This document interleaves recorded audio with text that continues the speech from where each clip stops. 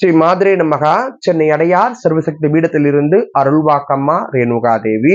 இன்றைய பதிவுல நம்ம என்ன விஷயம் பார்க்க போறோம் அப்படின்னு பாத்தீங்கன்னா, நம்மளுடைய கனவுகளுக்கு பலன்கள் இருக்கிறது.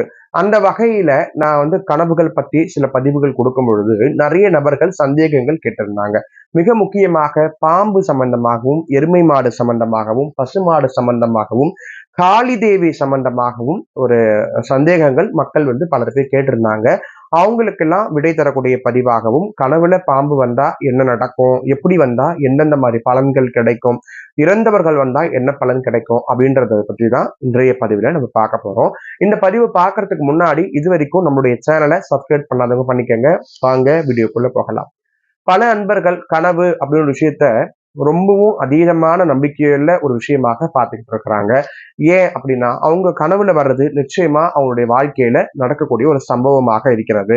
நான் கனவு கண்டேன், அது நடந்துருச்சு, எனக்கு கெட்ட கனவு கண்டா பலிக்குது, நல்ல கனவு கண்டா பலிக்கல, இப்படிலாம் பலவிதமான கேள்விகள் கனவு சம்பந்தமாக இருக்கிறது. கனவு அப்படின்னு ஒரு விஷயம் நிம்மதியான தூக்கத்திற்கு உண்டான ஒரு அடையாளம்.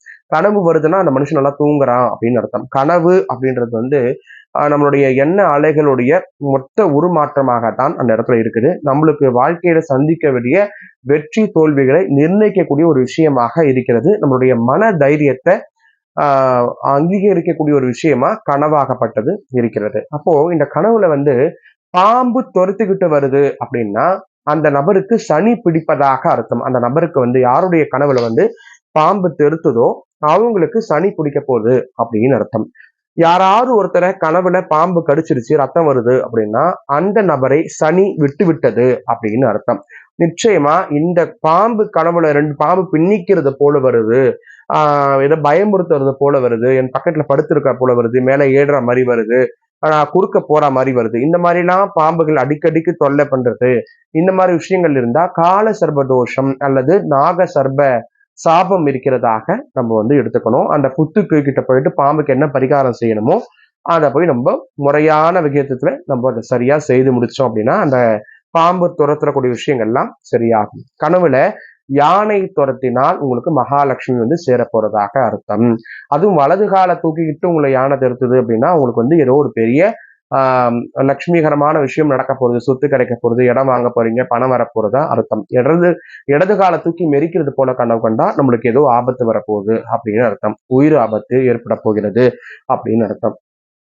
கனவுல அம்மன் பேசுறது போல இருக்கு, ஏதோ ஒரு பெண் பேசுறது போல இருக்கு, இப்படின்னா ஏதோ ஒரு கிராம தேவிக்கோ இஷ்ட தேவிக்கோ நம்ம ஏதோ ஒரு தெய்வத்துக்கிட்ட வேண்டுதல் வச்சுட்டு அதை மறந்திருந்தா 5 வருஷத்துலயோ 7 வருஷத்துலயோ அந்த தெய்வமே அதை நினைவூட்டி அந்த வேண்டுதலை நிறைவேற்றிக் கொள்வதற்காக நம்மளுக்கு ஏதோ அம்பாள் அறிவுறுத்துறதாக அர்த்தம்.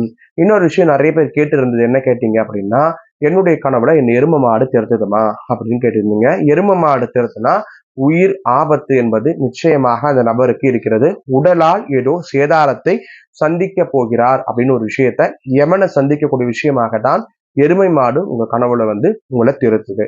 இன்னொரு விஷயம் நிறைய பேர் கேட்டது, பசுமாடு வீட்டுக்குள்ள வர்றது போலையும் பசுமாடு என்னை முட்டுறது போலையும் நான் கனவு கண்டேன் அப்படின்னா, பசுமாடு மகாலட்சுமியுடைய அம்சம். அந்த பசுமாடு உங்க வீட்டுக்குள்ள வருது அப்படின்னா உங்களுக்கு பணமோ ஏதோ ஒரு விஷயம் நல்லது நடக்க போகுதுன்னு அர்த்தம். அதே சமயம் முட்டுது அப்படின்னா நம்மளுக்கு கடன் ஏற்பட போகிறது, கடனால நம்மளுக்கு ஏதோ பிரச்சனை வரப்போகிறது அப்படின்னு அர்த்தம். ஆகையால ஒவ்வொரு கனவுகளுக்கும் ஒவ்வொரு விதமான மாற்றத்தை நம்ம வாழ்க்கையில கொடுக்கக்கூடிய சக்தி நிச்சயமா உண்டு. உங்களுடைய கனவு என்ன, அதுல ஏற்படக்கூடிய விஷயம் என்ன அப்படின்றத நீங்க கமெண்ட்ஸ் மூலியமா தெரிவிங்க. நிச்சயம் வரக்கூடிய பதிவுல அதுக்கான விளக்கத்தை கொடுக்குறேன். நன்றி. சிவாய நம.